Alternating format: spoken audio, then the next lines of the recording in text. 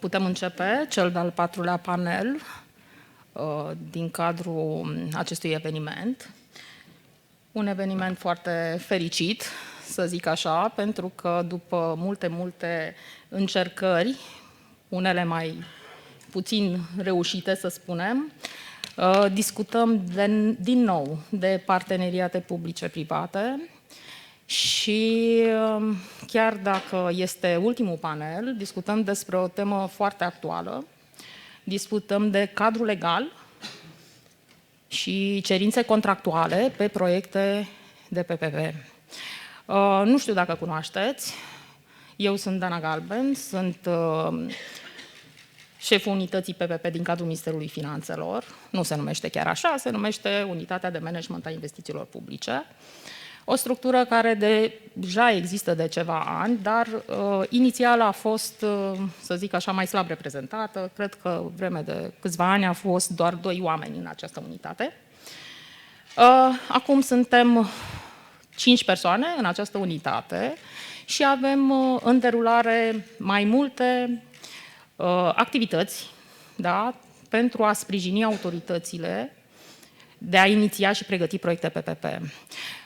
Scurt de tot, aș vrea să menționez o asistență tehnică pe care o derulăm în prezent prin DigiReform, în care pregătim ghiduri și metodologii de pregătire a proiectelor și sperăm ca la sfârșitul anului să avem pe website-ul Ministerului Finanțelor aceste ghiduri și metodologii adaptate cadrului legal din România și chiar un model de contract. Deci, tema este foarte actuală. Totodată, tema este actuală și din perspectiva faptului că sunt inițiate anumite modificări ale cadrului legislativ actual. Vorbim aici de modificări pe Ordonanța 39, legea PPP, să spunem așa, cu titlu general, și modificări pe Hotărârea de Guvern 907, care stabilește forma și informațiile care se cuprind în genere la proiectele de investiții în cazul studiului de prefezabilitate și fezabilitate. Pe ambele modificări legislative intenționăm adaptarea la bunele practici internaționale. Dorim un cadru flexibil, un cadru care să încurajeze autoritățile să inițieze astfel de proiecte. Pot spune că în demersurile noastre inițiate acum ceva timp am fost foarte sprijiniți de către AFC și ne-au pus la dispoziție puncte de vedere ale unor specialiști internaționali reputați în domeniu și le mulțumim foarte mult, inclusiv mulțumim Casei de Avocatură, Țuca Zbârcea Asociații, care ne-au susținut foarte mult în ultimul timp. Panelul nostru aliniază, să zic așa, experți internaționali de la care avem ce învăța, da. Sper să vi se pare interesant, da, și sper să adresați și întrebări. Ca prim speaker o invit pe Iuliana Leon de la Țuca Zbârcea Asociații să prezinte modificări ale cadrului legal pe care intenționăm să le realizăm și sper să puteți să adresați întrebările dumneavoastră sau orice alte aspecte pe care considerați că doriți să le discutăm pe acest panel. Mulțumesc mult! Se aude? Mulțumesc, Dana, foarte mult. Mulțumim și noi unității PPP pentru sprijinul acordat și consultarea constantă pe care am avut-o și colaborarea foarte bună. De asemenea și domnului secretar de stat Mihai Precu pentru suportul pe care ni l-a acordat și domnului secretar de stat Andrieș.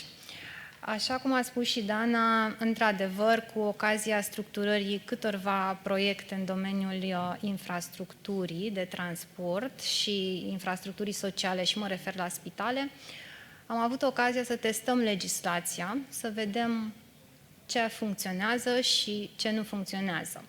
Așa cum am spus și la emisiunea la care am participat ieri împreună cu doamna Mehita Fani, AFC Euro Manager, am dorit să aducem în atenția decision makerilor din România anumite problematici și constrângeri cu care noi ne confruntăm, și noi și alți consultanți care structurează proiecte de PPP, acestea care sunt. Așa cum a spus și Dana și așa cum am dorit să organizăm această conferință, acest summit, a fost să avem un dialog toți și să ne adunăm toți și să admitem că sunt câteva probleme care trebuie soluționate urgent pentru ca să putem structura parteneriate public-privat. Prima problemă evidentă și nerezolvată de atâta timp a fost problema pregătirii documentațiilor tehnico-economice prealabile inițierii unui proiect de parteneriat public-privat. Și cu această ocazie, în cadrul unor proiecte vizând construirea și operarea unor spitale de către municipalități, am observat și s-a dovedit a fi insurmontabilă situația în care hotărârea de guvern 907 pe 2016 nu este adaptată pentru proiecte de PPP, ci este un act normativ destinat achizițiilor publice. Absolut incompatibil cu conceptul de PPP, în sensul că avea prevederi mult prea detaliate la nivel de legislație secundară, ca atare trebuiau respectate. Și am realizat, la solicitarea unității PPP, un studiu cu privire la legislația altor state din Uniunea Europeană. Desigur, am contat pe expertiza consultantului nostru internațional în proiectul Christopher Clement Davis și am observat că în toate statele europene nu exista această reglementare la acest nivel de detaliu în cadrul legislației secundare. Doar Ucraina era pe aceeași lungime de undă cu noi și în continuare este, pentru că nu vedem actul normativ adoptat, hotărârea care să modifice hotărârea de guvern 907 pe 2016, dar avem semnale că va fi adoptată în curând, va fi întâi în consultare publică și apoi va fi adoptată, sperăm, într-o formă satisfăcătoare derulării acestui tip de proiecte. Și am constatat, după cum spuneam, că nu, la nivelul celorlalte state europene nu sunt aceste cerințe, sunt la nivel de bune practici, de ghiduri. Noi nu avem nici ghiduri, nici bune practici, astfel încât a trebuit să avem, așa cum își doresc autoritățile din România, desigur nu cele de față, cum își doresc să aibă totul reglementat în lege, cât mai detaliat, cât mai evident, astfel încât să nu trebuiască să facă vreun alt demers, ci pur și simplu să aplice legea astfel cum este scrisă. Această situație trebuie să se schimbe, pentru că nu putem structura proiecte de PPP. Și viața a arătat și bunele practici din proiectele anterioare, cu care chiar noi ne-am confruntat și împreună cu doamna Dana Galben, care atunci era la Ministerul Transporturilor chiar, da? Deci în cadrul unor proiecte anterioare pe care e bine să le depășim cât mai repede, așa cum a spus și doamna Mehita Fani, că nu trebuie să fie un impediment lecțiile anterioare, ci trebuie să fie pur și simplu o lecție învățată și să trecem mai departe. Dar, desigur, cu legislația modificată să trecem mai departe. Și viața a arătat că noi am avut soluții tehnice și investitorii nu au fost pe aceeași lungime de undă, au propus modificarea soluțiilor tehnice din studiul de fezabilitate, inclusiv cantitățile de lucrări n-au putut fi respectate. Astfel încât prima observație care a decurs a fost să nu mai avem acest nivel de detaliu în studii de fezabilitate, desigur, pentru parteneriate public-privat și concesiuni. Pentru achiziții publice menținem abordarea dacă aceasta se dorește și desigur că se dorește. Filozofia din spatele acestei modificări este că proiectarea aparține investitorului privat. Proiectarea nu poate să facă parte dintr-un studiu de fezabilitate. De aceea, o altă modificare vizează ca în cazul proiectelor de parteneriat public-privat să ne limităm la o notă conceptuală și la o soluție conceptuală atât, nu mai mult de atât. Și partea de proiectare este foarte importantă pentru că este o parte esențială a value for money, da? A etapei de value for money. Ori în momentul în care noi îi spunem investitorului privat și cum să construiască și ce cantități de lucrări va avea, deja nu mai suntem constructivi, deja ne depășim, deja îi limităm lui libertatea de a propune o soluție care este inovativă. Ori în cadrul parteneriatului public-privat trebuie să ne concentrăm pe rezultate. Nu trebuie să limităm și să-i spunem partenerului privat ce să facă. Noi trebuie să-i spunem ce așteptăm de la el. Desigur, îi spunem ce să facă, cât mai puțin, posibil minimal intervenim în soluție și modului de a-și redacta oferta tehnică. Însă tocmai de aceea lansăm o procedură publică și competitivă și transparentă, ca să vină mai mulți investitori și fiecare să fie cât mai creativ, iar partenerul public să obțină cât mai multe avantaje. Ori dacă noi spunem de la început ce așteptăm cu exactitate, vor fi mult mai creativi partenerii privați. Deci aceasta a fost o modificare, sperăm să fie adoptată și o modificare de esență a legislației pentru a adapta legislația parteneriatelor public-privat. O altă modificare evidentă și ne bucurăm, dar într-un fel ne bucurăm pe jumătate, așa, pentru că nu putem să avansăm cu alte proiecte, în domeniul infrastructurii sociale și anume spitale, este faptul că prin ordonanța de urgență a Guvernului 39 pe 2018 privind parteneriatul public-privat este limitată contribuția partenerului public la 25% din valoarea investițiilor.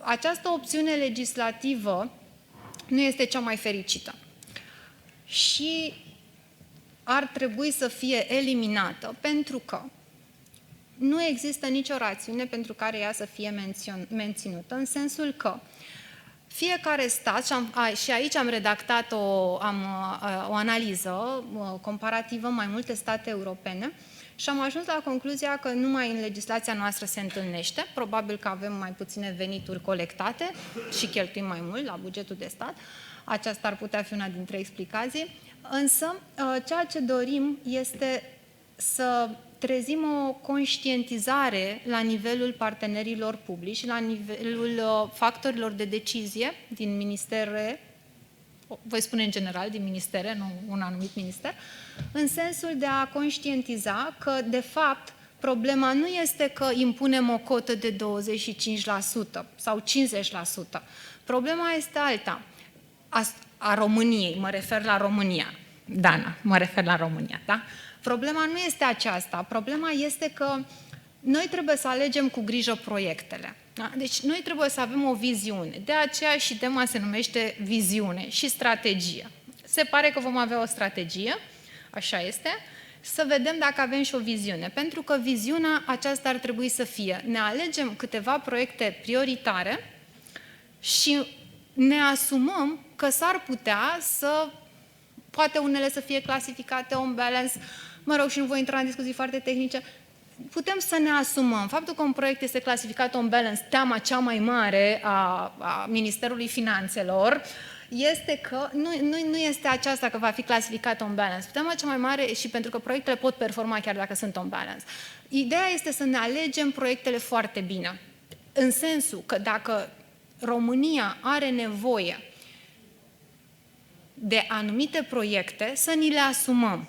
Dacă nu ni le vom asuma, noi vom face doar încercări, tentative de a avea parteneriate public-privat.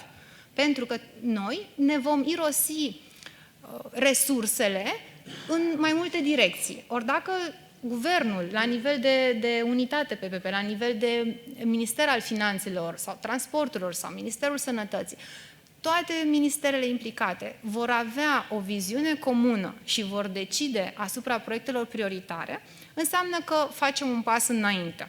Dacă nu, ne vom întâlni, sper că nu peste 10 ani, să reluăm aceeași discuție. Gata. Sunteți de acord? Mulțumim foarte mult. Într-adevăr, foarte bine punctat, să zic așa, necesitatea schimbării cadrului legal, dar stăteam să mă gândesc și îți adresez cu ocazia asta și o întrebare. Stăteam să mă gândesc la situația în care se vor găsi autoritățile publice care sunt obișnuite pe actualul cadru legal, în care studiul de fezabilitate este unul deosebit de detaliat, unde se dă o soluție tehnică, unde ai evaluarea estimată, unde ai termene de implementare și totul calculat. De altfel, este practică în România să se liciteze proiectele de investiții pe baza studiilor de fezabilitate. Și cred că acest lucru spune destul de mult cât de detaliat este un astfel de studiu de fezabilitate pe legislația noastră. Și atunci, întrebare, discuție așa deschisă, să zic așa. Cum crezi că vor reacționa autoritățile contractante la această simplificare de legislație? Vor merge către atribuirea proiectelor pe dialog competitiv în dorința de a dezbate mai mult cu potențiali ofertanți care sunt soluțiile, da, încercând să controleze un pic aspectele astea, pentru că probabil că va fi o perioadă de tranziție până când vom înțelege cu toții ce anume, da, și cum anume ne vom adapta în cazul acestor PPP-uri. Da, foarte bună întrebarea. Și eu mi-am adresat această întrebare și așa este. Cum vor reacționa? Într-adevăr, cum vor reacționa? Depinde de fiecare autoritate în parte. Depinde cât e de determinată fiecare autoritate.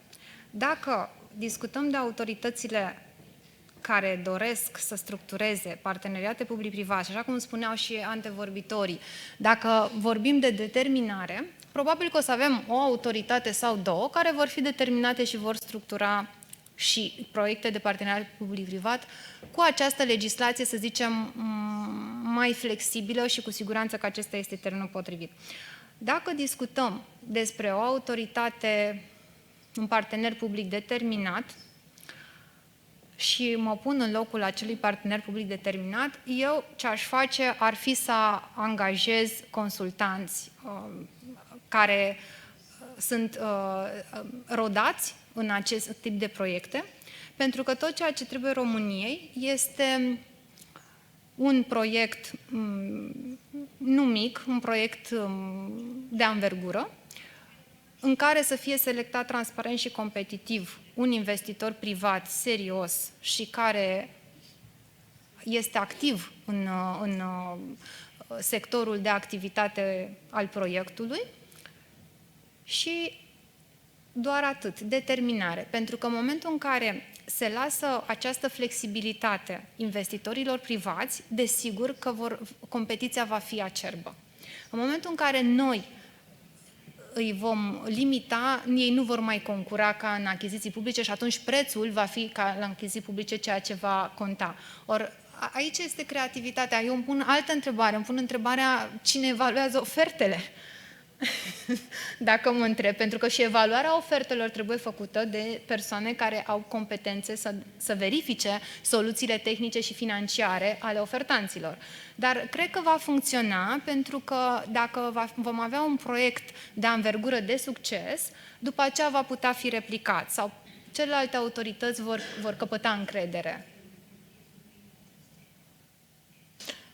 Mersi mult de răspuns. Într-adevăr, cred că România are nevoie de proiecte, hai să zicem, medii, nu poate de anvergură, că venind de la transporturi am fost cu aproape 10 ani în urmă, poate chiar mai mult, implicată în Comarnic Brașov și deși acolo au fost cel puțin 2 licitații, iată nu avem nici acum un proiect Comarnic Brașov, da. Cred că avem nevoie de proiecte medii. Cred că avem nevoie de proiecte care pot fi replicate, tocmai ca să putem împărtăși experiența celor care sunt primii pe structurarea unor astfel de proiecte.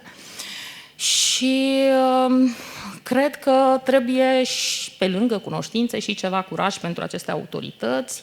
Avem nevoie de echipe bine formate, bine structurate, cu specialiști și pe economic, și juridic, și tehnic. Dar cred că suntem din nou la un nou început și să sperăm că vom completa la sfârșitul acestui an cadrul legal cu legislație terțiară, ghiduri și metodologii, model de contract și poate avem povești de succes și în România. Mersi mult! Al doilea speaker astăzi pe acest panel este domnul Alexei Zverev, director senior la Banca Europeană de Reconstrucție și Dezvoltare.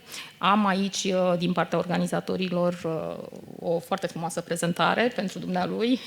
Încerc să selectez, da, nu știu dacă surprind ceea ce este esențial din experiența pe care dumnealui o are. Deci, domnul Alexei Zverev lucrează în biroul Consiliului General al Băncii Europene pentru Reconstrucție și Dezvoltare din 1996. A condus proiecte de consiliere legislativă și reglementare în parteneria public-privat și concesiuni în toată Europa Centrală și de Est. Conduce echipe de proiect BERD care oferă consultanță privind legislația de PPP-uri. Nu știu dacă am surprins tot. Mulțumesc mult!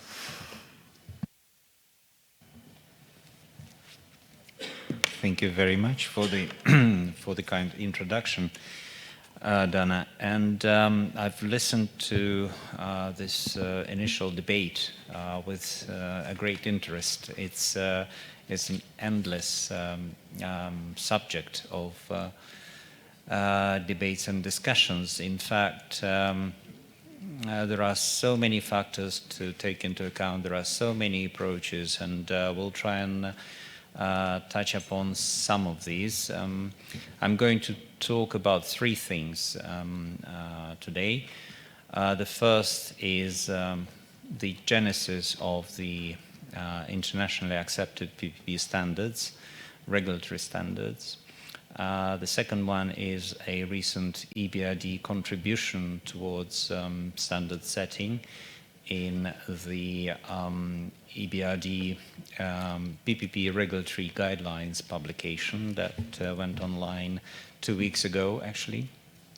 And the third point I will touch upon in brief,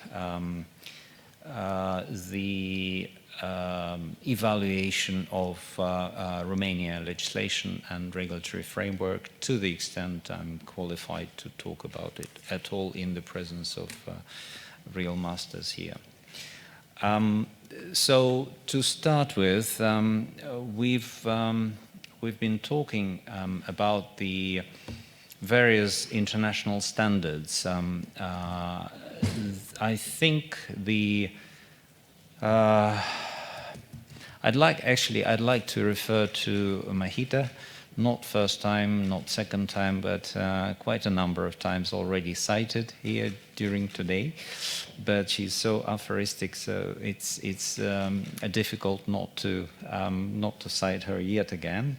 You said law is never perfect, indeed, and that's why it takes some people and some countries 15 years of drafting, and that was a particular case with Chinese insolvency law. It took them 15 years to draft it. In some countries, it takes them a shorter period of time, but then the piece of legislation keeps being changed annually, or sometimes quite a few times a year. There is no recipe for drafting a law, and yet let's look at the genesis of the international standard setting development in PPPs. I would probably refer to the perhaps very first document in the area of PPP that was available in 1996 by UNIDO. It's a UNIDO BOT guide.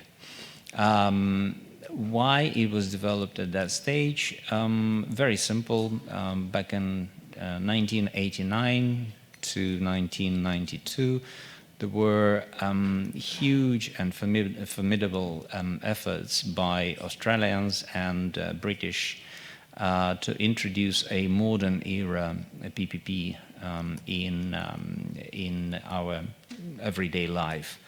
Australians and British were the pioneers here, and yet it was first on a large scale introduced by the Conservative government in 1992, and actually was quite blossoming, this program. Back in 1996, when the Tony Blair Labour government went to power, the Labours introduced the concept of value for money, which was never heard of before within the Conservative government, and then the world and the social governments around Europe primarily, and then around the globe, started following this concept, and this is omnipresent at this moment, with the exception that lately we've been talking not only about value for money, but also value for people, following the SDGs. So after the UNIDO BOT guide, we came to putting together the ancestral texts, the model provisions, and the legislative guide for privately financed infrastructure projects, PFIP, in 2000, in the year 2000, and in the year 2003, the model legislative provisions. Then there was a gap that was felt severely by the various authorities. They needed, and there was a lack of standards development, and therefore the Interparliamentary Assembly of the CIS, former Soviet Union states, requested EBRD assistance with putting together of a CIS model law, model PPP law, which was very advanced at the time when it was approved back in 2014. It was put together by a group of experts representing nearly all FSU countries, and was quite advanced at that stage, even still now cited, and implemented and followed by quite a number of countries beyond the CIS. The first countries who approached me and asked to share the text before it was even published were China, Georgia, amongst others, and also ADB colleagues asked for a text. And then, of course, we know about the further work of the ancestral back in 2019, and of course the joint effort by the EBRD and UNECE when we joined our efforts and put together, with the help of prominent experts led by Christopher Clement Davis, present here, EBRD UNECE model PPP law. I'm sure Christopher will talk about this model law as well. So I'd like to move to our next, my second. May I ask for how do I operate this? I think there is a pointer. Here it is. Thank you. Oops. Yes. 2 weeks ago, the EBRD before this, I have to remind myself and you as well that back in 2005, the EBRD published core principles of a modern concessions law, a collection of 10 principles. Why I remembered now about this, because my two colleagues to the left and to the right were talking about the various approaches in more detailed versus more flexibility. Both clarity, flexibility, stability, transparency, and some other principles are put forward in this core principles of an EBRD, core principles of a modern concessions law. Since then, we've developed it into core principles of a modern PPP law. You will remember that in 2003, the EU published a green book as a result of it, it was transformed into a white book in 2004, and then it was followed by the interpretive communication issued by the EC on 15 November 2005, with an important decision by the EC not to legislate on PPP at all at the level of directives. And that opened up the Pandora box, and since then a number of countries started legislating on PPPs. Before that, countries normally legislated on concessions. After that, PPP legislation started flourishing and blossoming. So the recent contribution by the EBRD towards international standard setting is here presented to you now, and I'll show you later how to look at it, how to play around with it, how to download it. It's a 3-volume publication. It took almost 5 years to put this together. It's quite an effort.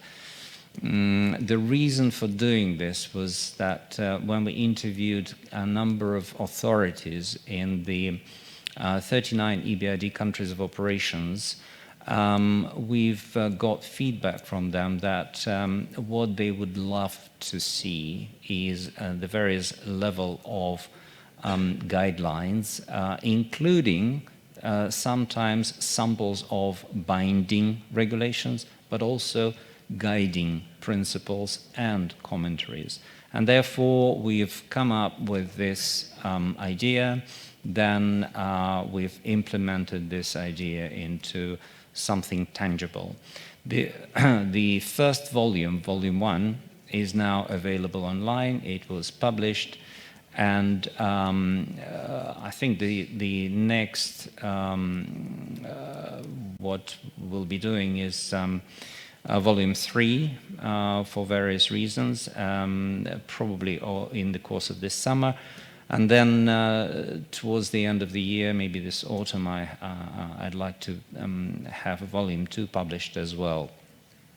How we group them is presented here.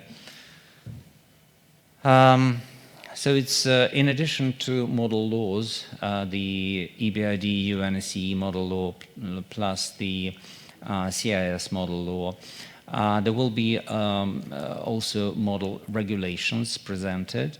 That's one sort of group of subjects. The second is principles and commentaries. We thought that it would be really useful to provide the authorities with the opportunity to read through the thoughts and narrative about why things are done in a certain way, what to do if there are more than one choice of the opportunities, including policy decisions, and what sort of consequence it may bring about if the authorities take this or that decision.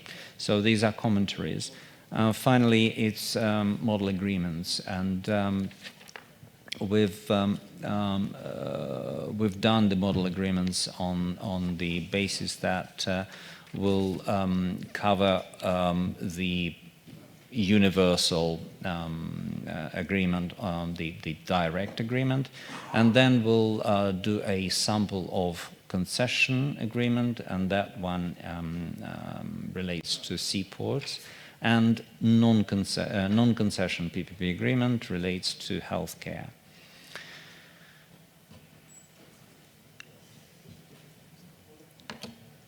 I would like to show you how to operate it, how to download it, how to look at it.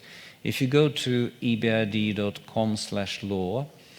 and choose infrastructure and natural resources, you will see a top-down menu. The PPP regulatory guidelines collection is what you need. Then if you click on that, you may be able to download each particular chapter of Volume 1. We are also planning to publish it separately on a different microsite, which is ppp-ebrd.com, where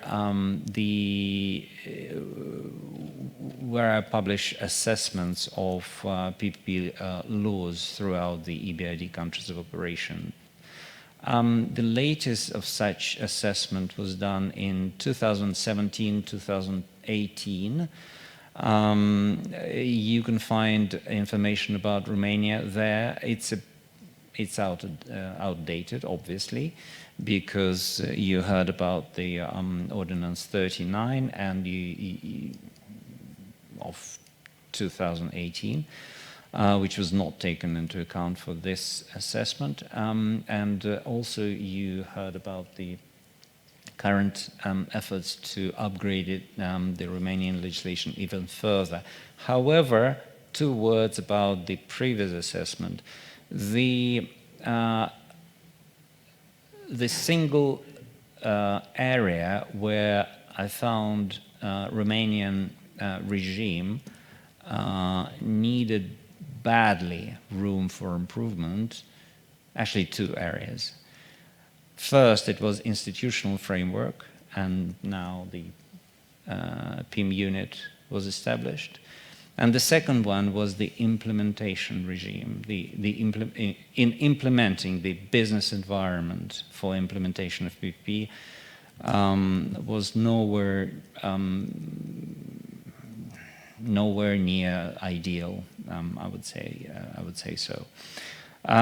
So these are 2 things that needed badly improvement, and I'm sure the government is taking care of it. And we hear about the efforts to upgrade legislation, and we'll continue discussing this, including tomorrow at the Ministry of Finance. So I will be pleased if you visit the EBRD website, and if you have any questions, obviously I'll be happy to address them. Thank you.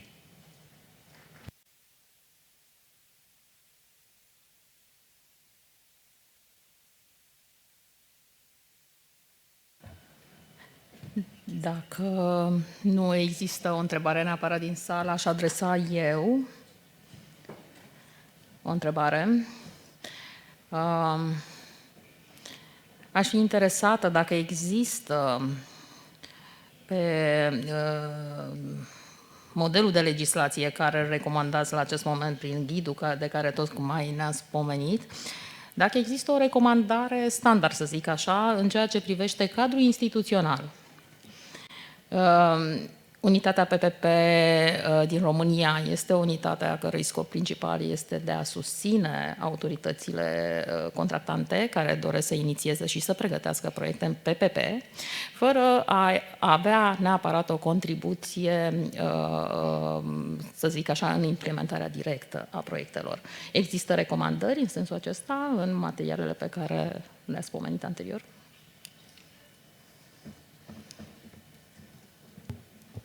Thank you.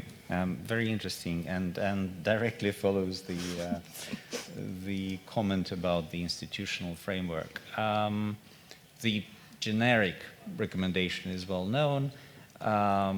Normally, typically, the three key functions are delineated fairly strictly.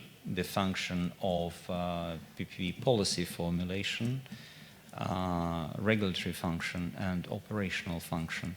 2 of the 3 could be combined, but never 3 of them. So that's the generic recommendation.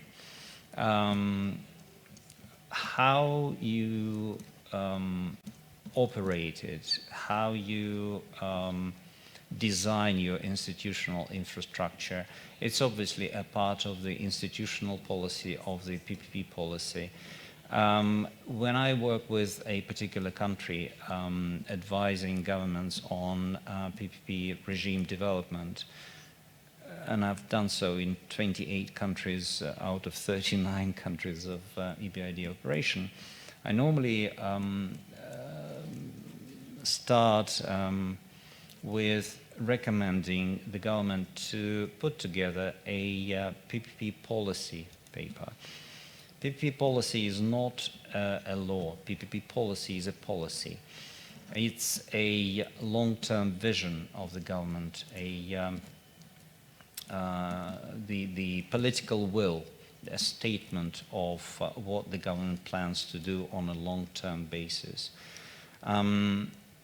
It is a clear signal to the outside world, and PPP is obviously not intra-territorial, it's extraterritorial, because governments compete for international finance on a global market. Therefore, we're talking mondial here. So it's a political statement. It's a statement by the authorities what they want to do if they want to support PPPs, and it's a political will. I don't want to take too much time with this, but I hope I at least touched upon this. Mulțumesc foarte mult. Într-adevăr, au fost atinse chestiunile pe care le doream, să zic așa, să le cunoaștem. Da. Cred că mergem mai departe cu prezentarea noastră și aș dori să dau cuvântul doamnei Mihai-Călin. Nu știu dacă am pronunțat neapărat corect. Îmi cer scuze dacă cumva am făcut o greșeală. De asemenea, aș dori să spun câteva cuvinte despre speakerul nostru. Doamna are o experiență vastă, din câte văd aici, în a acorda consultanță juridică SPV-urilor. Ne dorim foarte mult să ajungem și noi să avem un proiect, da, la care avem închidere financiară și SPV-uri înființate. Pentru și, bineînțeles, pentru proiecte de succes, dacă se poate. Este vorba de 20 de ani în dreptul bancar și financiar, chestiuni care pot fi trecute la experiența dumneaei. A oferit consultanță completă în 17 proiecte de PPP, în toate aspectele. Înțeleg aici că e vorba de toate etapele de implementare a unui proiect, deci foarte valoroasă experiența dumneaei. O invit să ia cuvântul.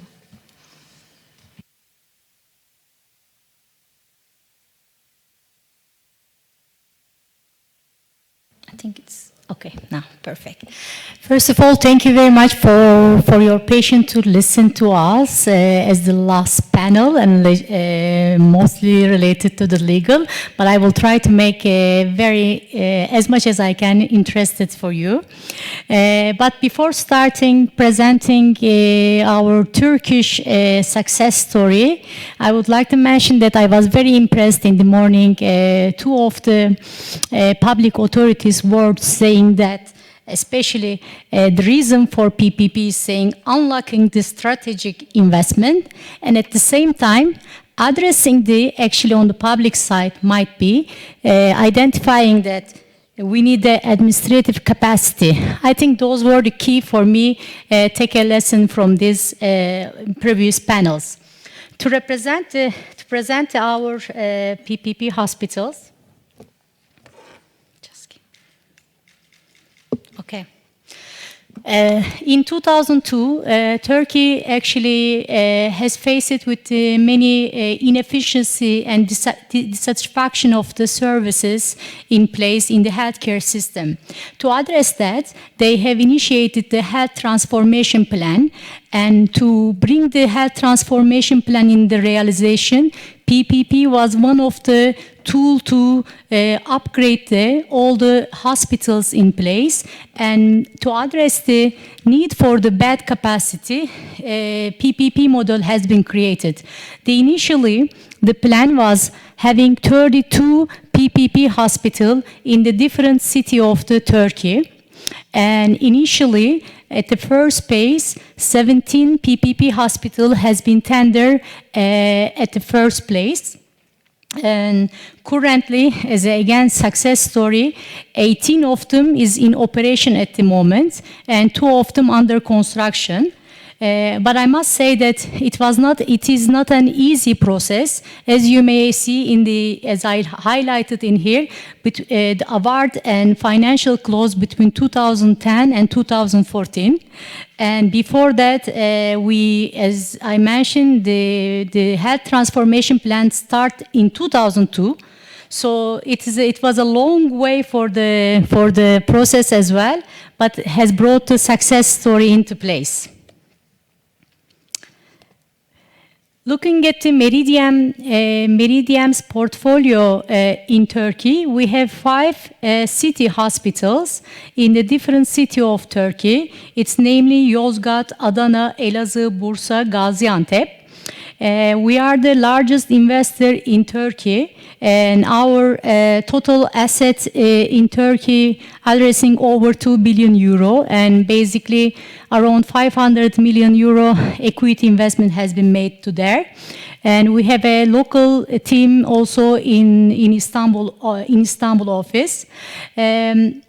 Maybe one thing to mention all about these hospitals are all open before the scheduled completion dates. They all reach they all use the time efficiently. Yozgat was the first one that, as the small one among the hospitals, small one, with the 475 beds, reached the financial close in June 2015 and start operation in 2017. 4 months early completion is reached.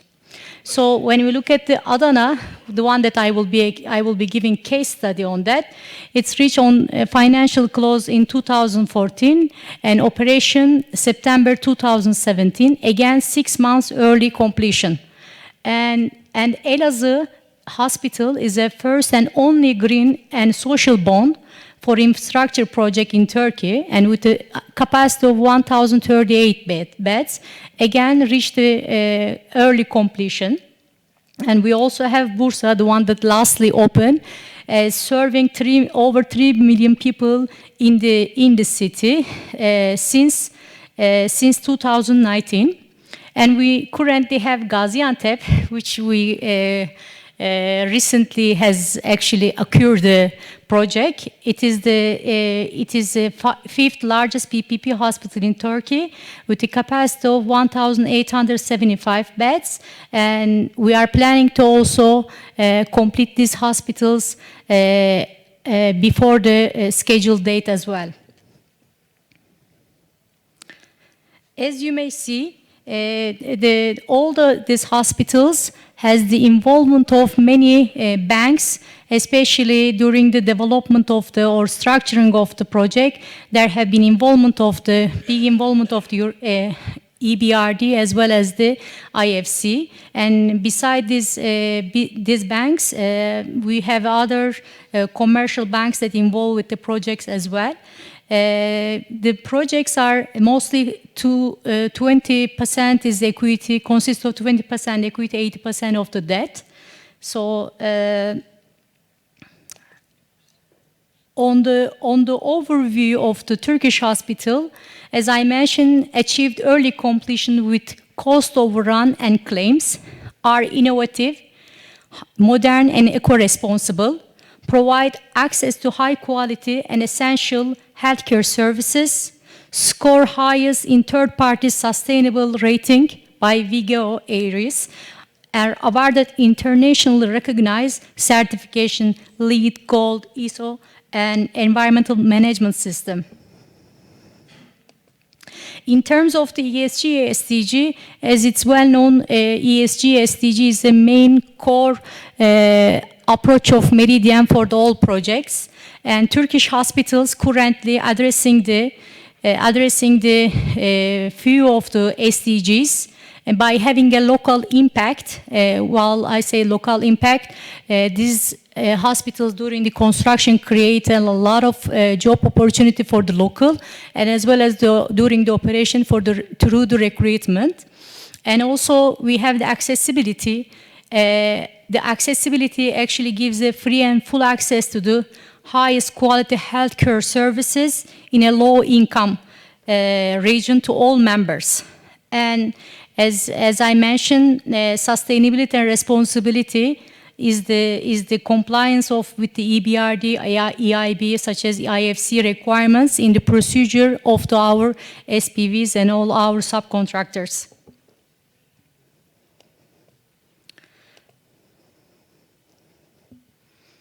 So now going to the Adana PPP hospital case study. This hospital is located at the southeast of Turkey, and it's with the capacity of 1,500 beds. It's a 20 years design, build, finance, maintain, operate contract, including 3 years construction period, and it's operational since September 2017, serving to the community. It seems to be complex. It seems to be complex structure in here. Sorry. Maybe I should have moved more. I think it's not. Okay, just give me. I didn't move that. Okay. Yeah. Okay. So thank you. Okay. It seems to be a quite complex structure, but it has been well worked since we created in Turkey. It is clearly the SPV, the special purpose companies that consist of the shareholders in our project. It's a Renaissance, Meridiam, and other minority partner. We have the SPV in the middle of it. SPV is these shareholders are regulated between the shareholders agreement, and we have we have the project agreement with the grantor of Ministry of Health. I must say that it's not an easy one. It's one schedule is a 1,000 page. So it is SPV has for the construction work EPC contractor, and also for the operational work FM contractor. And we have the finance agreements, and we also have, as the unique one for Turkey, as Meridiam we created other than the projects, we have a management service company together with our partner Renaissance, created provide a service to all the SPVs from one channel on the administrative, on the financial, on the legal and technical side of the project.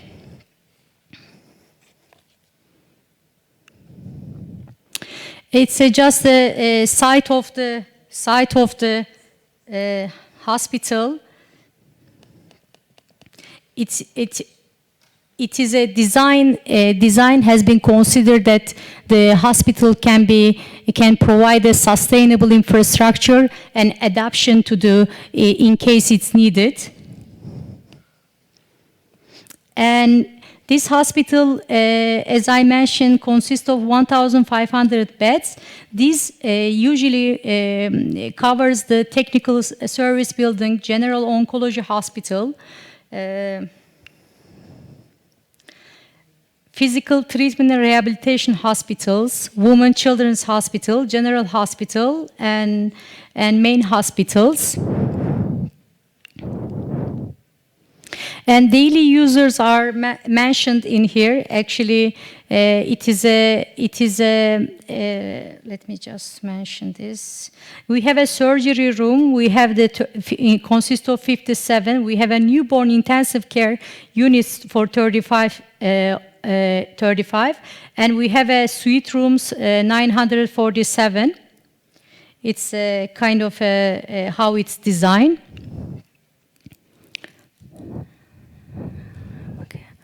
Yeah, and in terms of operational assumption, just give me. Okay. Because I cannot remember the numbers. Total 41,000 daily users usually visit our hospital. And the numbers that you see is that shows how well functioning the hospitals. And we have the only medical staff is 2,250, service staff 2,400, and administrative staff 450. You may understand how the well function in the hospital while serving to the community.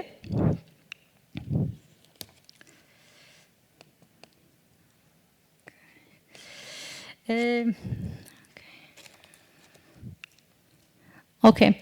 In these hospitals, there are 17 services that is providing by the private sector.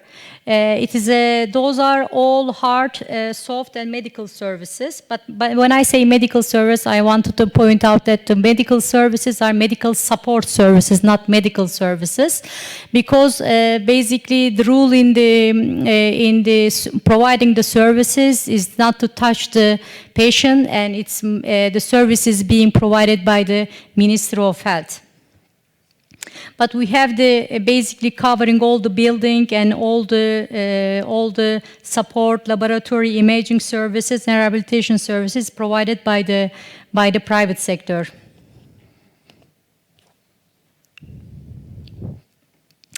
We have the performance regime because it's important for you have the private sector, you have the that's providing the service to you, and you should have the performance KPI that is indicated in the project agreement, and we are required to comply with it.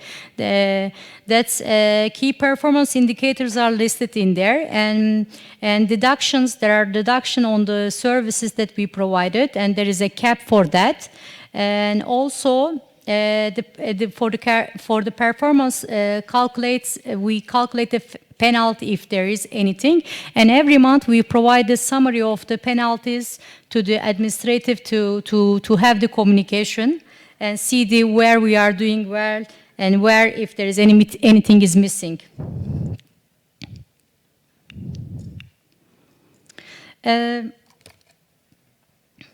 In that respect, I must say that we do hands-on asset management approach, nominating key personnel for the full concession term. It is not a one hand, it's just to finish the construction and looking at the building. Because we have the long approach to there, we actually mobilize many of the personnel to work on the site. I will just quickly go over this because I don't want to bother you guys with this.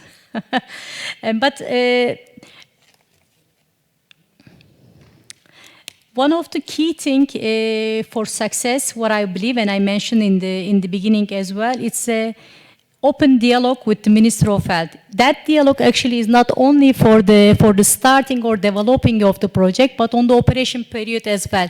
Think about it, it's a 25 years contract. You cannot predict everything at the first place. It's a live project, a live agreements, a live relationship. So you need to create the open dialogue. What we have done in Turkey, actually, we had done a lot of workshop with the government to build the capacity, to see what is needed by the private sector.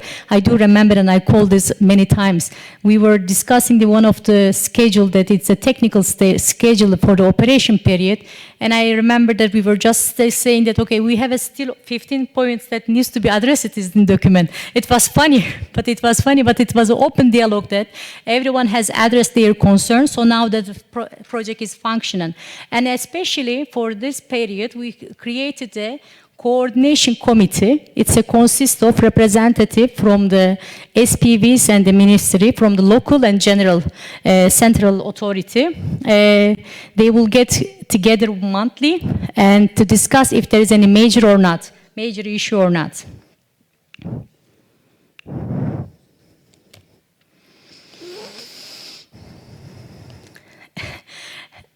Actually, as I mentioned, this hospital project, PPP, is not new for Turkey.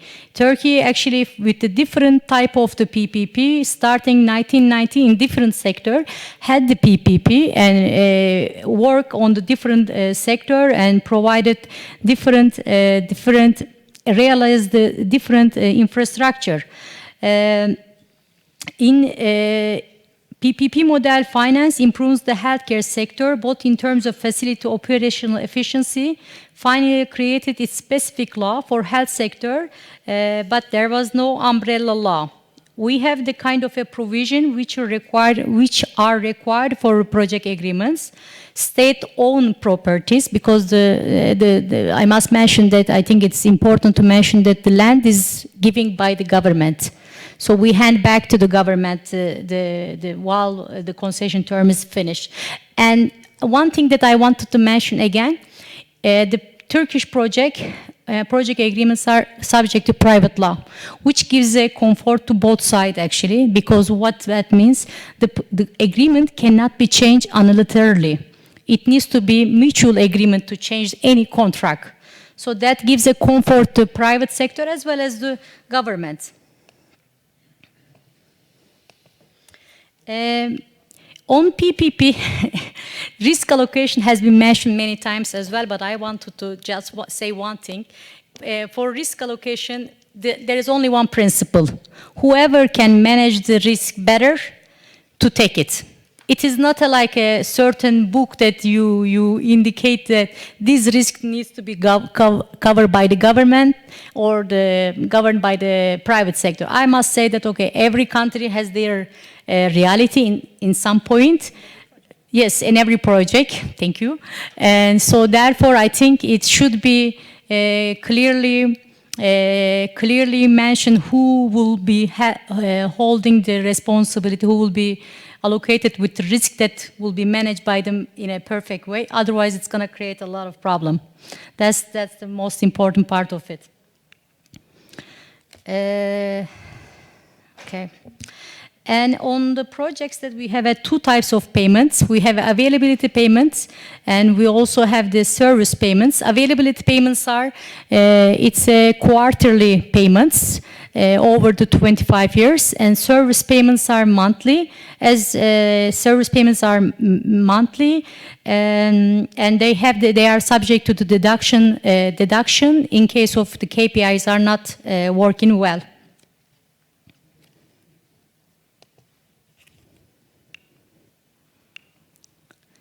Okay, so I'm coming to the soon final. So the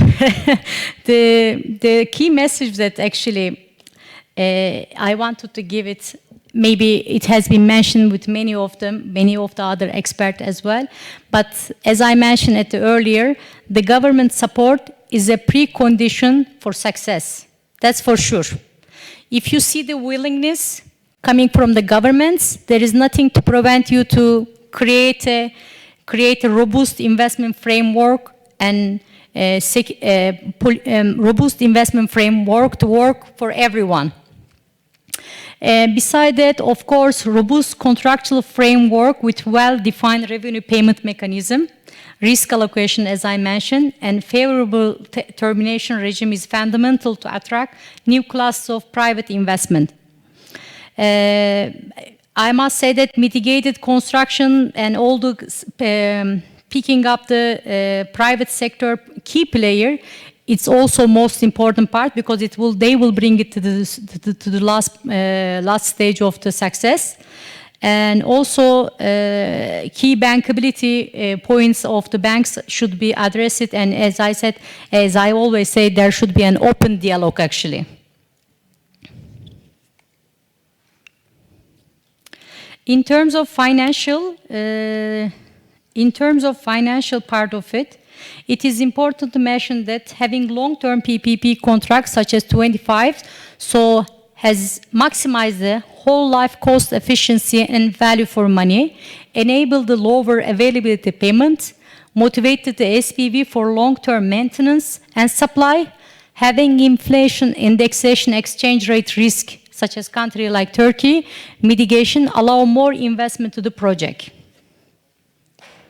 That's the last slide that I'm having. Okay, in terms of sustainability, as I mentioned, I wanted to point out, I want to finish up with this message actually. We as Meridiam, as I said, it's a core for us to SDG and ESG approach in the project. When we evaluate the project at the early stage, we have a 45 criteria to evaluate and to see how that's implemented that can be implemented to the project, and how it works through the project actually. And so far, all our project has been serving to the community proudly. Thank you very much all.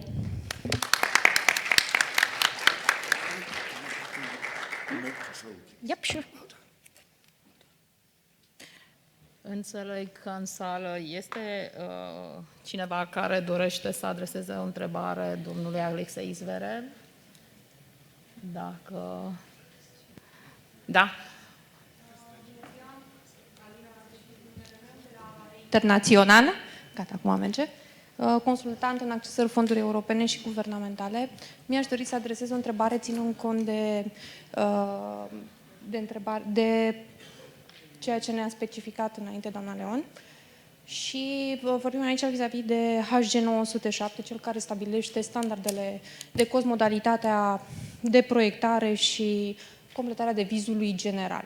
Dacă acesta va avea o extindere, așa cum am înțeles, strict pentru PPP, care va fi, un pic am emoții, nu prea vorbesc foarte des la microfon, care este suma proiectului, de unde știm cum va arăta proiectul, cât va costa? Noi n-am vrut să intrăm neapărat în detalii. Sunt detalii foarte tehnice. Sunt detalii foarte tehnice. Nu știu în ce măsură domnul Zverev poate răspunde la o astfel de întrebare. Da.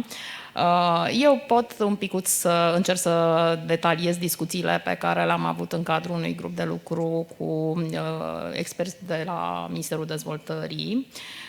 Dumnealor se arată foarte deschiși vis-a-vis de propunerile avansate de noi, în sensul că doresc per ansamblu, ca pe nou cod care îl întocmesc, da, care reunește toată legislația din domeniul urbanismului, construcțiilor, să execute mari schimbări și foarte multe simplificări vis-a-vis de toate cerințele în ceea ce privește atât modul în care arată și detalierea la nivel de studiu de fezabilitate, cât și în structura devizului general.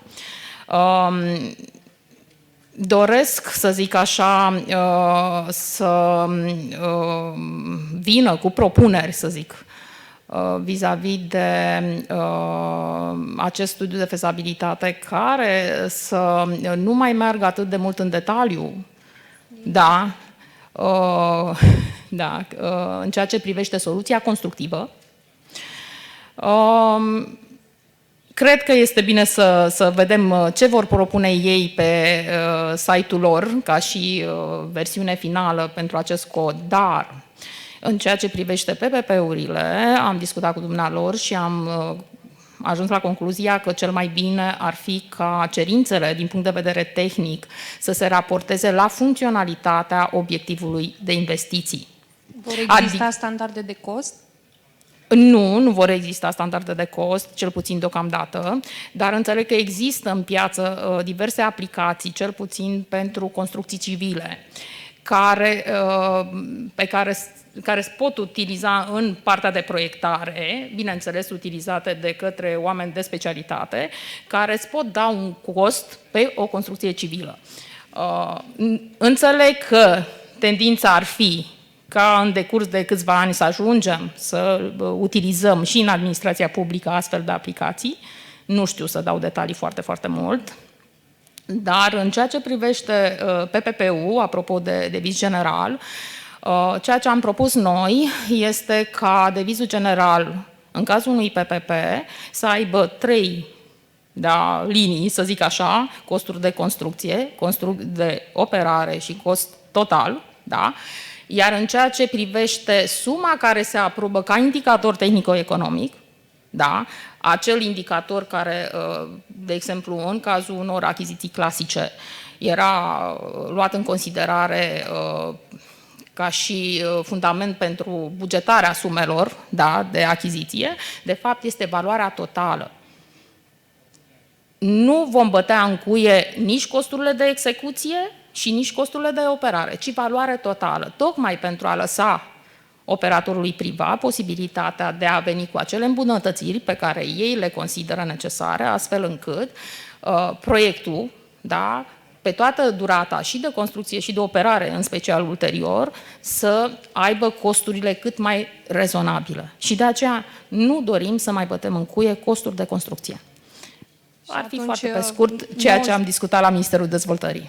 Atunci legea 98 a achizițiilor publice, în momentul în care vom scoate la licitație o sumă, detaliile de unde le luăm? Ce cerem prin caietul de sarcini? Da, nu se aplică pentru legea achizițiilor publice. Trebuie să existe transparență și se aplică legea veche, foarte multă transparență, 1200. deci pentru liniștea tuturora.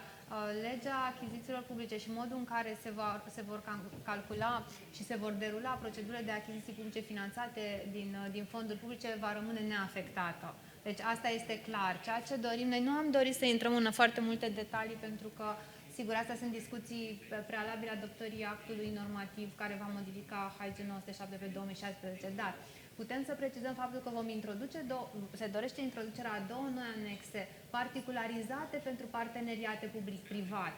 Adică preocuparea dumneavoastră cât privește achizițiile publice și cantitățile de lucrări și detalierea pentru proiecte de achiziții publice va rămâne neschimbată. Deci acesta este mesajul pentru dumneavoastră. Noi ceea ce dorim și care este scopul pentru care intenționăm să adoptăm aceste modificări legislative este să particularizăm HG 907 pentru proiectele de parteneriat public-privat și concesiune. Atât dorim.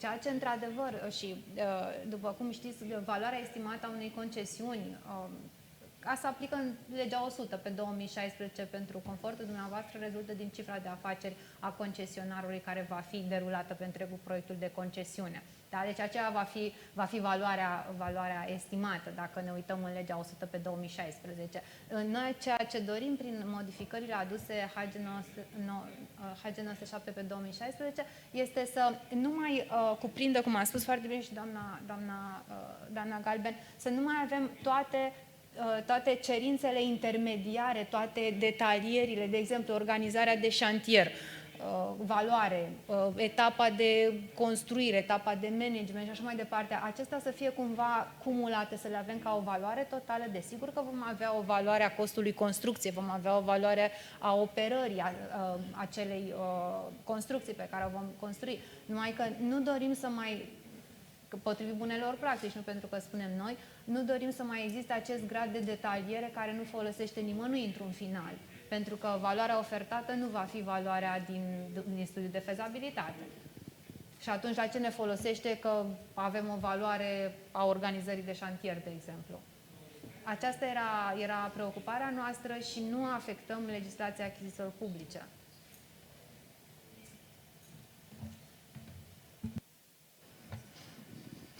Mulțumim mult pentru toate detaliile astea.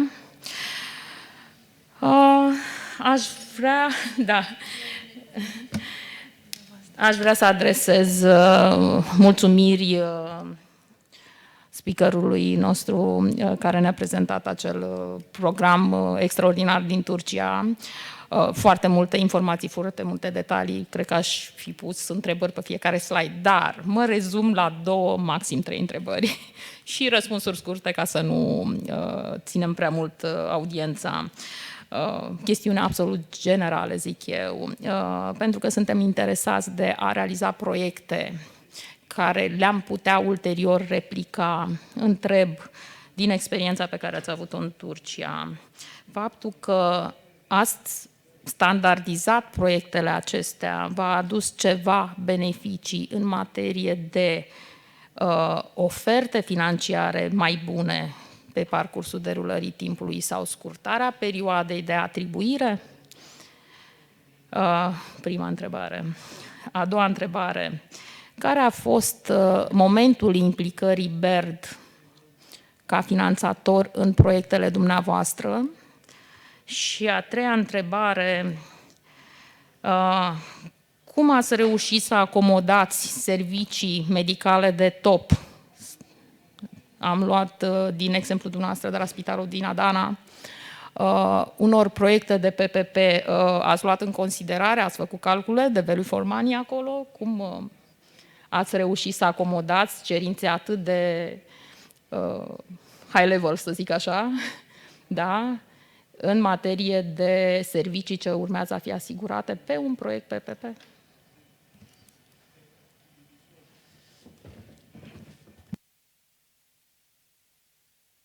Thank you very much. I will give a short answer as well. First of all, of course, it's a standardized contract for the 17, for the currently 20 hospital project. They are all same, looking at from the termination regime to the cost, delay, when I say cost, on the delay, and how the hospital should be functioning, all the stuff, all has been standardized. There was no differences. So that helped in terms of the efficiency, in terms of the timing. EBRD has involved with our project at the early stage as well as IFC, and there have been value for money conducted for Turkish health care program as well. So it was addressed in the program.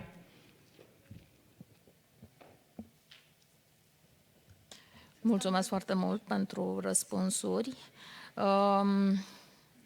Dorim să introducem. Okay. Hi, good night. Thank you very much for the presentation. So, we were just wondering for. Yes, I think it's.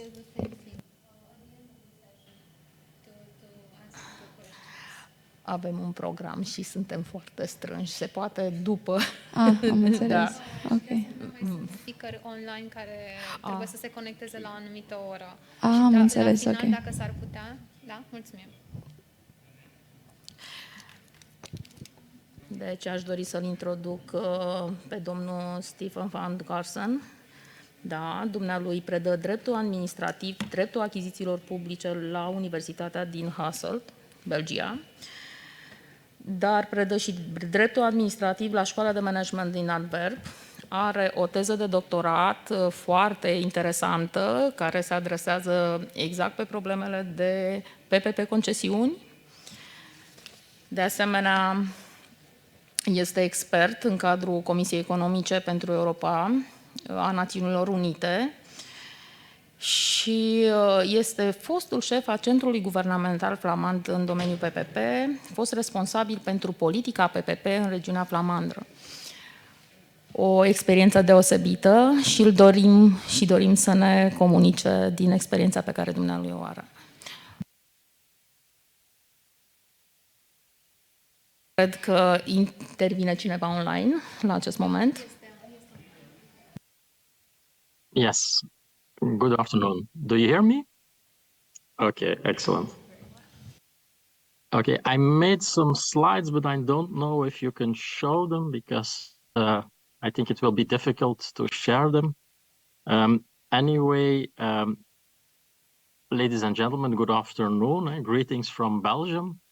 And first of all, thank you for inviting me and congratulations to the organizers of this event.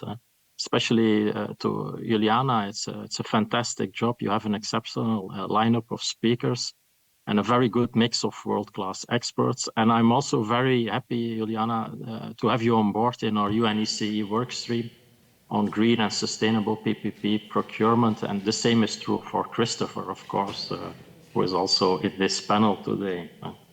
I'm very sorry I was unable to be there in person because of teaching obligations and exams. But let me come now to the topic. It's about fiscal treatment and also contingent liabilities. Of course, you heard many times today that there is a strong need for investments and PPPs are an important mean to reach this goal, and PPPs bring innovation, efficiency, private sector expertise. We see that in practice, we see that in academic literature. So it's really an important instrument in practice, but it's also an important instrument to spread the cost of infrastructure over its lifespan and to share risk with private parties. In fact, regular projects, regular investments usually impact government accounts and budgets. And as you know, the risks are oftentimes poorly managed.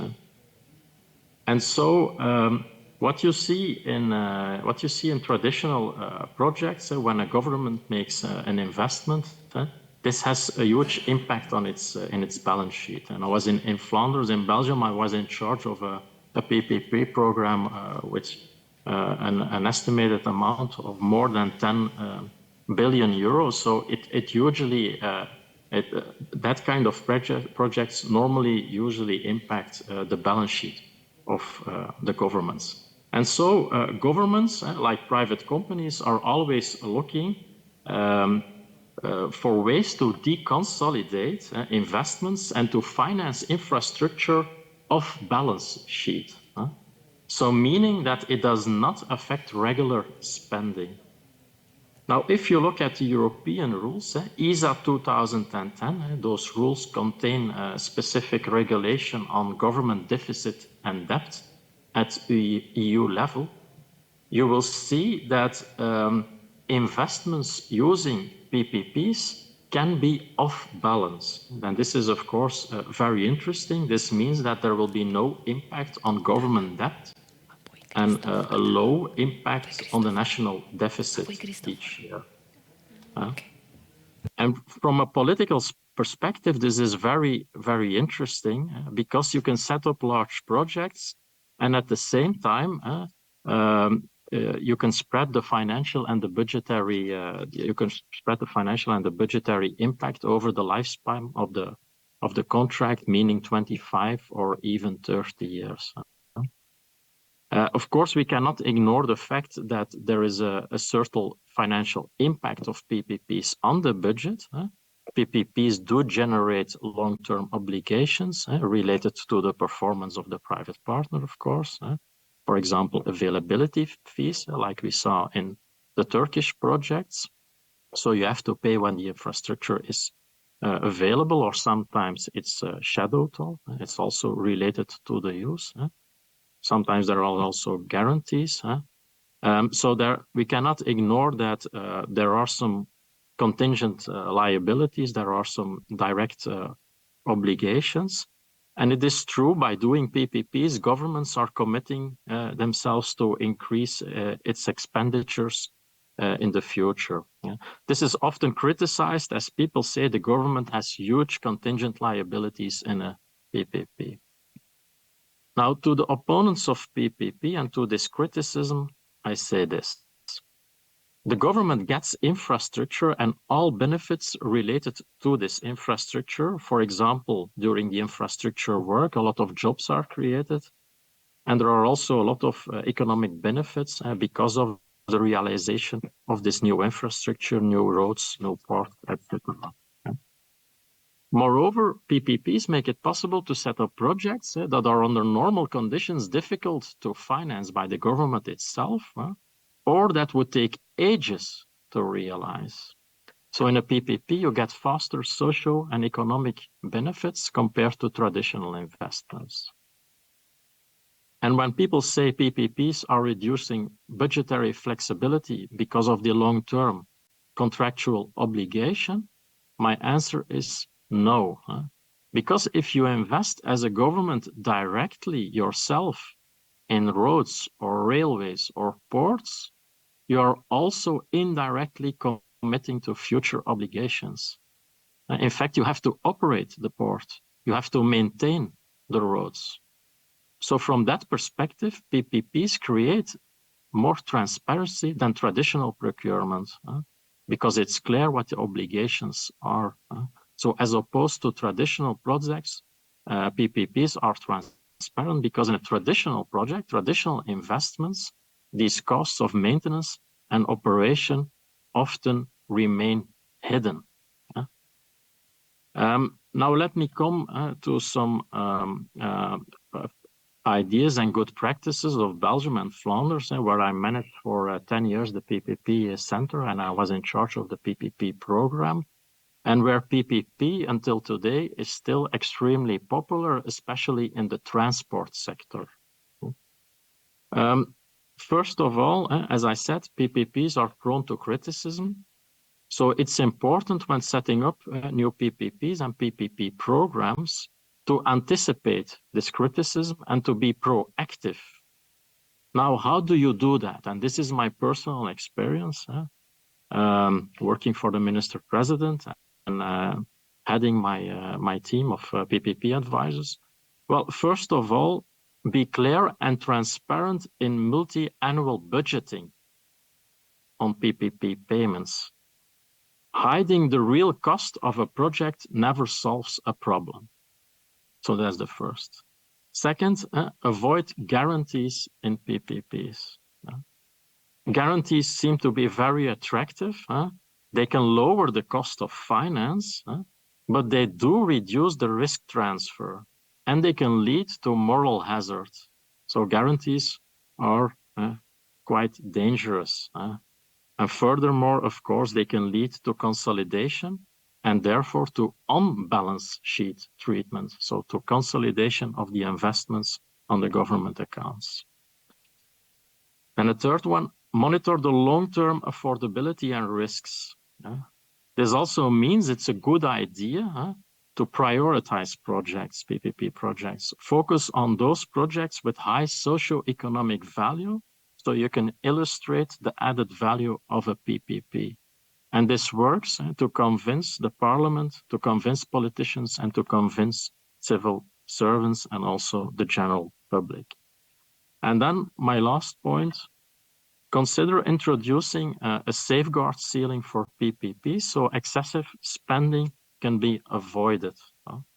Let me give you the example of the Flemish decree on major projects and programs that I wrote, and that was commissioned by the Flemish Parliament. This decree established a framework for all major projects and programs. It focused mainly on PFI-style PPPs, but its scope was much broader. It included all major projects with a value over 100 million euro. In that decree, in that law, I included a safeguard ceiling for PPPs in order to avoid excessive spending. And so to safeguard the policy space of the areas concerned and the consolidated Flemish budget. And also I introduced safeguards to monitor PPPs and to enhance the spreading of lessons learned in those mega projects. According to this decree, the Flemish government may initiate and implement new major PPP projects or programs if the following conditions are met. First, the implementation of the project or program will not lead to the payment of availability fees in excess of 60% of the budget for the policy area concerned for at least 5 consecutive years. The second, the implementation of the project or program will not lead to the payment of availability fees in excess of 10% of the Flemish government's budget for at least 5 years. Now you say, basically what you did, you kept the PPPs or the PPP projects, but on the contrary, it is believed that this framework did not limit the number of PPPs. On the contrary, the government could double its PPP investments as the limits of the ceiling are were far from reached. So in fact, by creating this transparency and by creating this cap, there was legal certainty also from a budgetary point of view, and this helped to counter criticism also in the parliament. It also led to a more sustainable PPP policy in Flanders, which is of course important for investors' appetite, and it stimulated private parties to continue to invest in PPPs and in PPP expertise. This was my message. Thank you very much.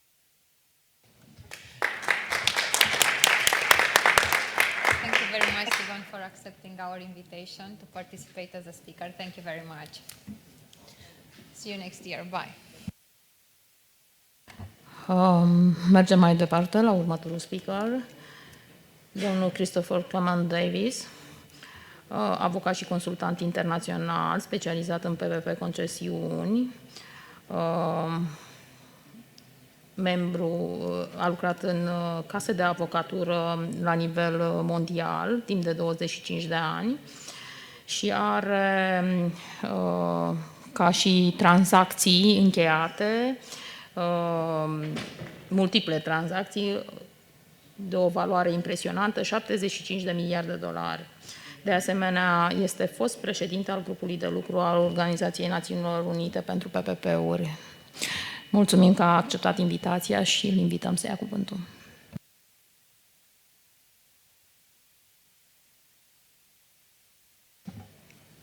Thank you very much, Dana. Dana, I'm sorry. I'll try to be very brief. Can I just make sure that I know how this device works? Which is down, which is up? Okay. That's fine. Got it. Thank you. I'll try to be very brief, ladies and gentlemen, because I think it's getting late, and this is the last session of the day. I'd like to thank you, Liana, and the IFC for making this fascinating event possible, and for all the many very interesting speakers that we've heard today, some of them very eminent in their field. Well, I'm here in my capacity as an international lawyer and PPP consultant, a specialism I've enjoyed throughout my career, but rather than focus on narrow technical legal issues, always a difficult thing to do at a conference, especially at the end of the day, I thought I would offer simply a few reflections on some recent developments in the area of international best practice with PPPs, of which I'm aware, because hopefully that'll help to shed some light on the challenges facing Romania and its evolving PPP market. And so the first point I'd like to make is about the growth of the PPP market generally. As we've heard from various speakers today, PPPs can be controversial because they can be difficult. The United Kingdom implemented hundreds of PPP projects from the early 90s up until the mid-teens of this century, and then eventually formally closed down the system because it had become so politically controversial and challenging. That's despite the fact that its system had been so successful for over 25 years and was greatly admired and emulated around the world. And so people sometimes wonder just how defensible PPPs are. But I think the reality is that they can be made to work extremely well, and this is being recognized by the rest of the world at the moment. I don't see any sign of a significant slowdown in the PPP market. Quite the opposite. I worked on my first PPP project about 30 years ago in Thailand, a $1 billion road project, which I found myself running as a first-year associate at Linklaters. And that was in the day, it was a concession-based project. The expression PPP hadn't been invented yet. But that was in the day when PPPs were relatively rare and exotic things that happened only occasionally in certain countries. Well, since then, there's been an explosion of activity in this field all over the world. In Western Europe, Eastern Europe, and the former Soviet Union, across Asia, North and South America, the Middle East and Africa, and so on. And I don't see any sign of it slowing down. I was fortunate enough to work on one of the first PPPs in Romania about 20 years ago, together with Florentin Țuca, when we were both advising the EBRD. And the charts on the screen give an idea, hopefully, of current levels of activity. This is a United Nations chart from 2019-2020, giving you an idea of infrastructure investment levels around the world. And the next one shows levels of activity in this area during the first quarter of this year. And as you can see, it's all very busy. And I suspect that what has been a 45-degree angle of development growth in PPPs over the past 20 years. I was looking at an IMF chart a couple of days ago, which showed exactly that, steady, regular increase. I suspect this is about to turn into more of a hockey stick shape as PPPs become more indispensable than ever to closing the financing gap.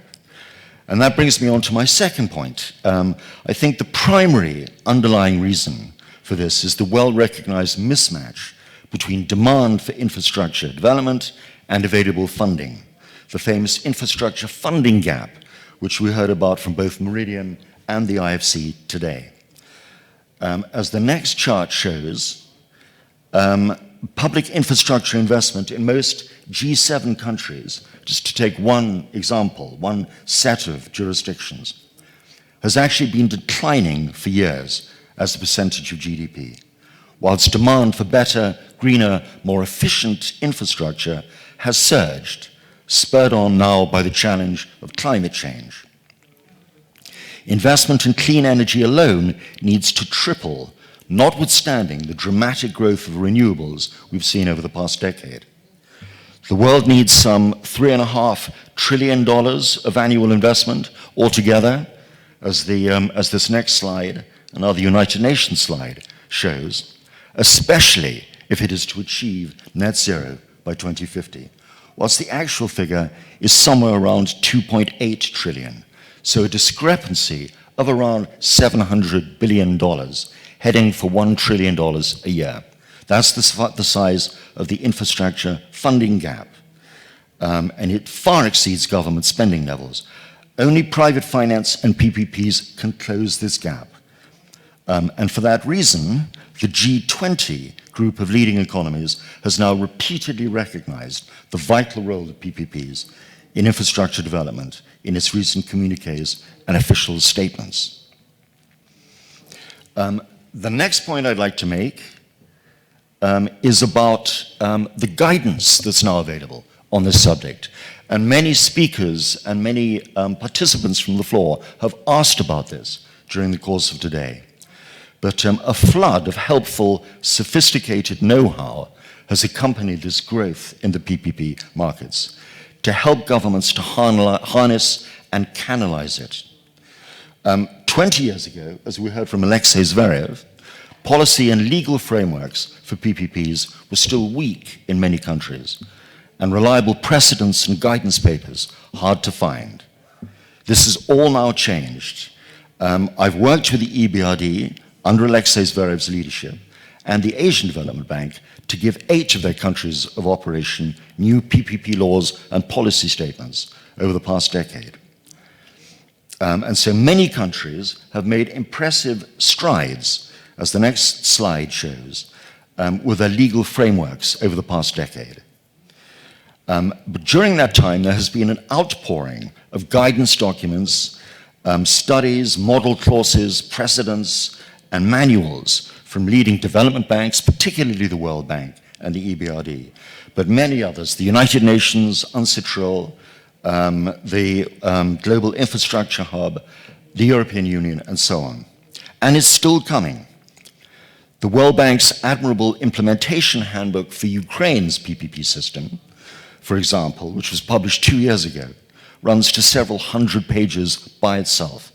I understand that Romania is in the process of drawing up a similar manual of its own, which will be published later this year, as we heard from our chair. But I think there's actually now some danger that this huge and growing corpus of know-how and thought leadership is becoming unmanageable. PPPs are complicated, sophisticated tools that take many years to master fully. The poor civil servants who have to apply them may be finding it even more intimidating than before, with all the complex processes, tests, and standards that have to be applied as new projects are structured and launched. And so I think there's a need, there's a need, an urgent need now, to compress and distill all this know-how into accessible, readily usable form, with civil servants trained as effectively as possible in its core elements so that it can be applied with greater speed, efficiency, and confidence all over the world. This would strengthen capacity building and accelerate the pipeline of good quality, well-defined projects, which we've heard so much about today. These two things, capacity building and a pipeline of well-defined projects, are actually two cliches of the modern PPP world. But there's no doubt about their importance. They're more pressing now than ever. And the EBRD has now sought to do precisely this with its new 3-volume regulatory guidelines publication, which you've just heard about from Alexei Zverev, and which I was proud to be closely involved with. The next point is about ESG, which we've heard from the speaker on my left. It's been another striking development in the PPP world in recent years, the arrival of ESG values, ESG standing for Environment, Society, and Governance. This acronym only surfaced a few years ago, but is now very much center stage. It's become a central preoccupation with many government bodies, financial institutions, investment funds, and corporates. It sits at the heart of the financial markets. And so the critical question with PPPs is how you make them sufficiently well-structured in this context, how you make them ESG compliant. What touchstones and standards should you apply to them? How do you measure ESG effectiveness? Many decision makers struggle with this question because there are so many different ways of approaching it. But one possible approach is to see how effectively those standards give effect to the United Nations Sustainable Development Goals, as we heard earlier on from the speaker on my left. The SDGs are in some ways almost an ideal set of standards for this purpose, because they're all about the environment, society, governance, development, and climate change. The UN body which promotes an understanding of PPPs around the world, the so-called Working Party on PPPs, of which I was a vice chair a couple of years ago, has done a formidable amount of work in this area in recent years, with which, again, I've been privileged to be closely involved. Indeed, it claims to have devised a new paradigm, a new generation of PPPs, as they've called it, which makes them truly fit for purpose by putting people and the planet at their heart. Perhaps that is an overstatement, but it's been an immensely helpful endeavor nevertheless. And in summary, this approach attempts to show how PPPs can be designed to help advance the Sustainable Development Goals by concentrating on 5 desirable outcomes which embody them. And you see them on the slide here: access and equity, economic effectiveness and fiscal sustainability, resilience and environmental sustainability, replicability, which again we've heard about from several speakers, and shareholder engagement. Yet another objective emphasized during many speeches today. And so the UN has now reflected this approach in a range of different documents and work streams which seek to develop them, to flesh them out, if I can put it that way, in detail. And these include the 10 guiding principles summarized in this slide, the evaluation methodology to assess and score PPP projects against the SDGs, by breaking down the 5 outcomes into 22 specific criteria and many more supporting indicators. And then finally, the model PPP concessions law, which Alexei Zverev touched on during his speech. I was going to talk a little bit about the model law and what it aims to achieve, but I'll try to do so in very summary terms because we've already heard about it from Alexei Zverev, and time is running short. But the project was conceived a few years ago. It quickly became an important joint project for the United Nations and the EBRD.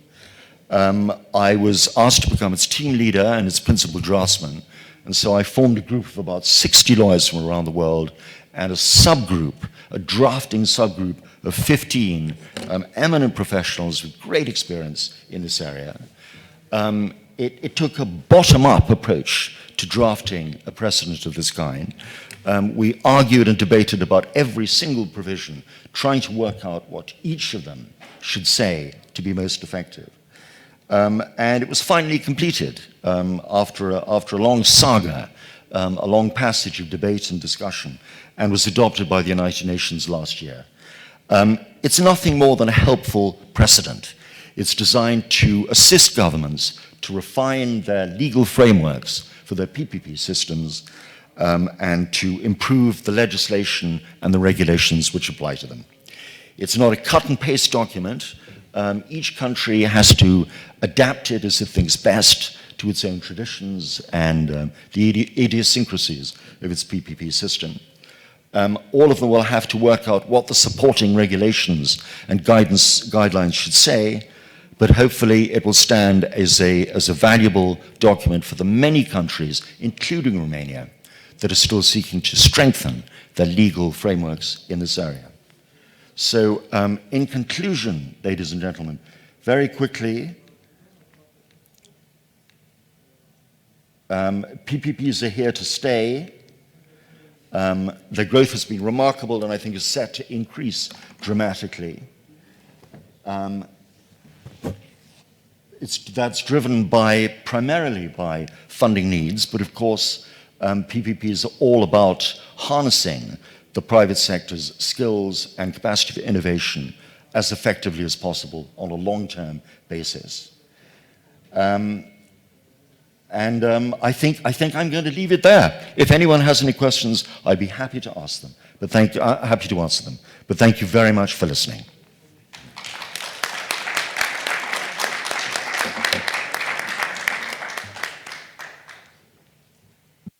Pentru că suntem deja în întârziere, aș propune să trecem la ultimul nostru speaker.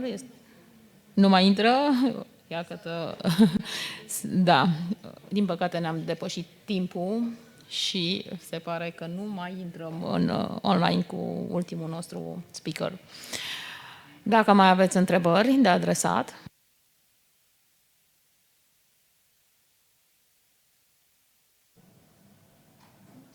Mulțumim foarte mult și să sperăm că astfel de evenimente vor mai fi organizate. Mulțumim foarte mult Casei de Avocatură Țuca Zbârcea Asociații și Iuliana Leon, în mod special pentru organizare și echipei AFC. Mulțumim foarte mult!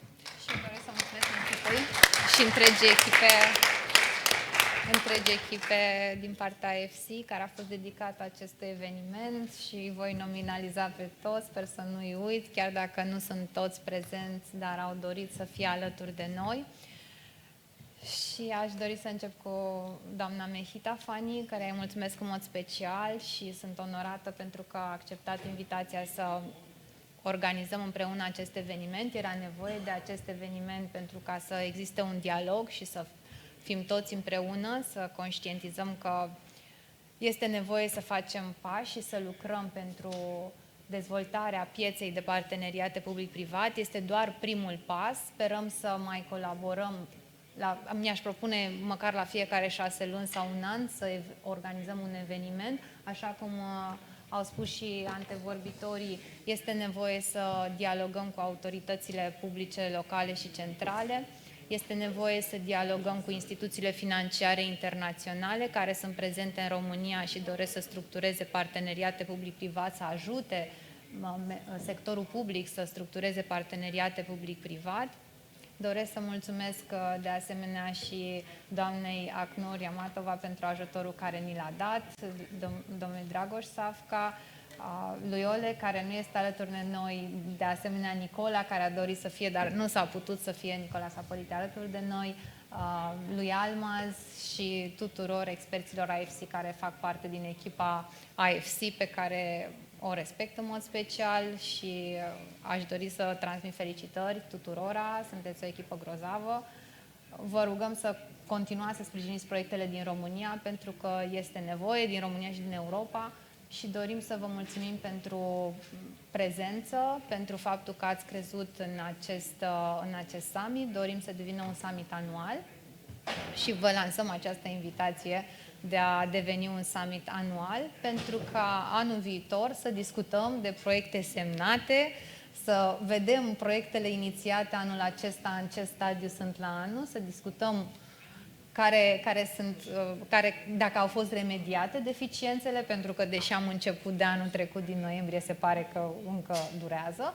Și atunci este un mesaj puternic și pentru autoritățile publice din România să începem să colaborăm, pentru că dacă noi vom colabora, se va dezvolta mediul investițional și atunci și constructorii, și proiectanții, și investitorii, și fondurile de investiții vor putea să structureze împreună cu noi proiecte și să participe la aceste proiecte, pentru că despre acest lucru este vorba, să participăm toți la proiect ca să aducem fiecare din expertiza noastră și să obținem rezultatul dorit, și anume să implementăm proiecte de PPP. Vă mulțumesc tuturora pentru participare și să ne vedem la anul cu drag. Mehita?